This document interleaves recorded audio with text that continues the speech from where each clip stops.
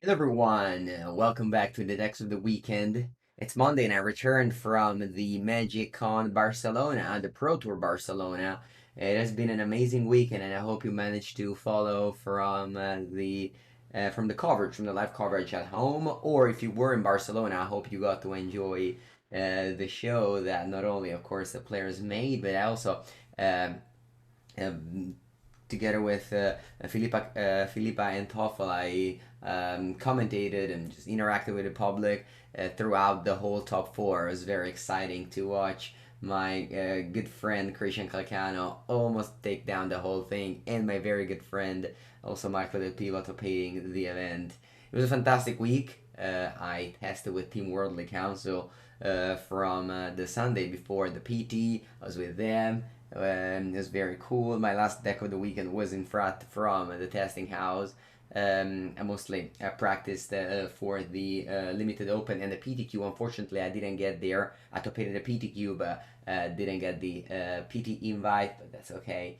We help our team a lot as I think we come down with some very good decks. The most of the teams played Scam and Tron, which were excellent choices, as well as Pivo being the only one on Temur Rhinos. I really pushed him to that one, even gave him the card. So we're definitely gonna talk about that. Today, this deck is the weekend episode is full on modern. We're not gonna talk about other formats because I think that definitely this week deserves to be all in modern because it was the format of the PT, and this was the first time in 4 years that modern was brought to a professional lens, to a pro player lens. So we can finally see what does the modern actually, what the smart format actually is, without the influencers calling for things like Blurred Murktide and Grinding Station Breach that are very pushed by influencers such as myself and others. They did not perform well. Expressive Iteration was a flop at this tournament, as well as 4-color Omnath. But if you're watching my content, you already know what I think about 4-color Omnath. I never really thought high of the deck, and when I saw it was the second most popular deck, I was very surprised. The deck did not do well, and I really do not suggest you to play that deck if you want to win in Modern. Um, Adam Deck did poorly on the Demir Murktide deck, which was not great, but let's focus on the one that did well and the one that I want to highlight today. Rack the Scam that won the whole thing by Jake Bradley. Congratulations. MonoG Tron that came second by Christian Calcano and just did amazingly throughout the weekend with 3 top 8, 3 top 16. One of the best decks. And finally, Temur Rhinos. So, yeah. Uh, Again, I'll keep on focusing on modern. Of course, we had a huge event, so we're gonna make a lot of videos from a lot of videos from this one event. Um, Remember, the difference between the Pro Tour and just honestly any other event is huge because the people that are testing for it are giving it all, like a testing for a month, are testing non-stop, are testing matchups. They're not just like either net decking or just making a 15 card sideboard without the map or things like that.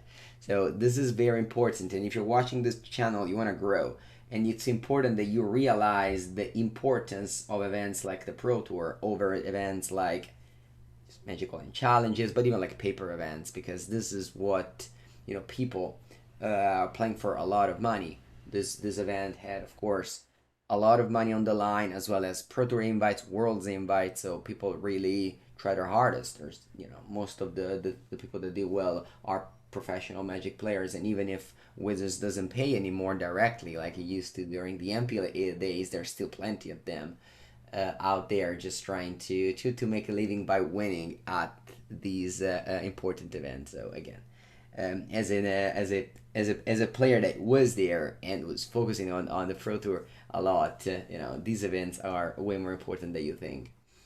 All right, again, let's begin. Jake Bradley. He was part of the team Sanctum of All, and his version of Rakta Scam is interesting because he cut down entirely on Season Pyromancer.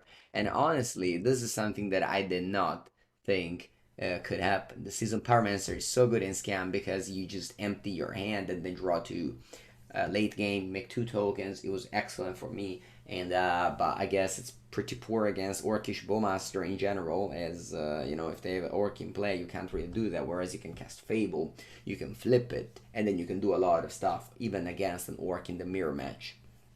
The mirror match was a big deal. Everyone expected Rakdos Scam to be the most popular deck, and it was by a very large margin, especially in day 2 and in the high tables. Rakdos Scam is one of the best decks. I believe, the PTQ on Sunday, the one where Pro Tour players that didn't qualify during the Pro Tour played, that had over 120 people. There was at least 2 of them in the top 4, so that they qualified. One of them being one of my teammate Mod. Yeah, so this is definitely the deck to beat moving forward. Is going to be the most popular deck at every event you're going to, and it's very important that you know what it does and that you're ready for the mirror match with cards like Fable and with cards like Croxa. Rest of the deck is kind of straightforward. There's 2 push main deck and 2 bold sideboard. This is something that I did not expect. We've seen Jake almost burning Calc down in the game 4 of the final, one of the best games I've seen in a while. And again, masterfully played by Calc there. Only just 1 Blood Moon and 2 more in the sideboard. 3 Chalice is very important against Cascade, which has proven to be excellent in this metagame, and explosives over the Ratchet Bomber Silex. My teammates who played the Rakdos Scam went for Ratchet Bomb over explosives, mostly because once you have a Chalice on 0, you can't cast explosives on 0, or once you have explosives on 0, you can't cast Chalice on 0 without, you know, just like some situations like that happen. So that was the thing to say. Yeah.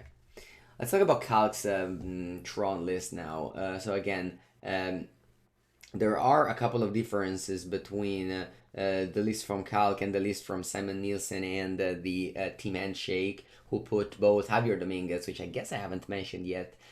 Sorry, Javier, my very good friend Javier Dominguez with the back-to-back top 8. Unfortunately lost in the top 8 to Dominic Harvey, which was part of Team Worldly Council, so I practiced with. So, yeah, I had a lot of people in this top 8. It was very good. Despite I wasn't winning very much for myself, it was just had an amazing week and just following and rooting for your friends, which is kind of what pro Magic is about. You just surround yourself with great people and you're just always happy for them. The list has a couple of differences. The main one being Giganta versus Dismember. Javier and Simon played 3 Dismember. This one, there's 1 Boseiju and 1 Cavern. Javier and Simon played 2 Urza Saga. And those are like the main differences. The 4 Ring in their list, only 3 plus 1 here, with Correction Metamorph being able to copy the Ring. So I would say that the Modern Hive Mind will try to select which one are the best of the 2. Maybe Dismember is better than Giganta if Scam is the most popular choice, although I don't love Urza Saga very much. I prefer, I think, Gemstone Covenant second Boseiju. But overall, MonoG Tron is proving to be one of the best decks in the format, thanks to the Ring, which is now making this deck very consistent, as well as having a lot of tools to win the games where your opponent disrupts your Tron, which happens in various ways. And finally, let's talk about Temur Rhinos. This is the list that my friend Marco Del Pivo did amazingly in the PT with. He was 8-1 before locking the top 8. Yeah, I mean, he just never lost, basically. Only lost once to Shuhei Nakamura on Scam. But Scam is supposed to be a good matchup. That's the reason why you bring this deck at this tournament. The reason why I said, people, you need to play a deck that's good against Orcish Bowmaster. And there's not that many. One is Tron, of course, and the other one is Rhinos. The Orcish Bowmaster is probably like the only matchup where you set it out is against Rhinos. So that's a great place to be when the card was so popular with both Dimir Murktide and Rakdos Scam being very much played. And while I don't think Dimir Murktide is going to see much play in the future, I think that he was going to be popular at that tournament, and he was one of the most popular ones.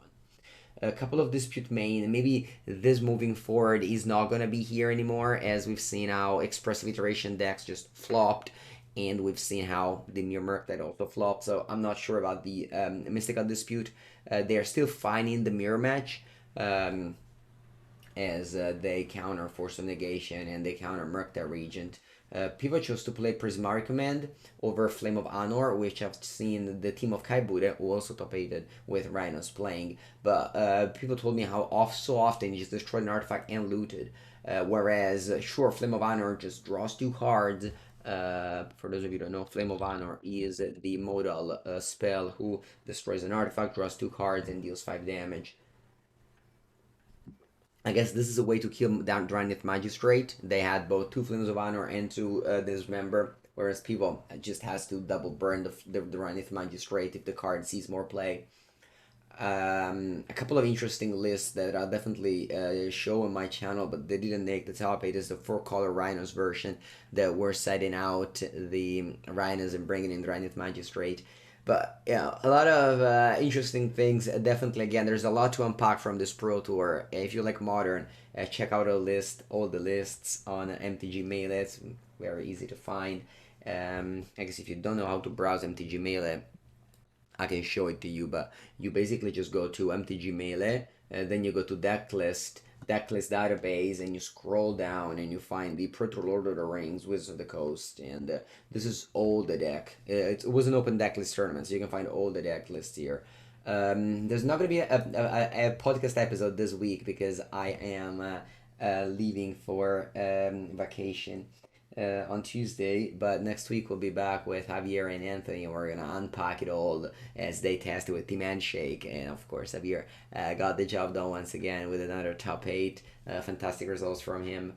Thank you for watching. Like, subscribe, leave a comment if you like the Decks of the Weekend series. I'll keep on the one video a day, and I'll see you tomorrow. Bye.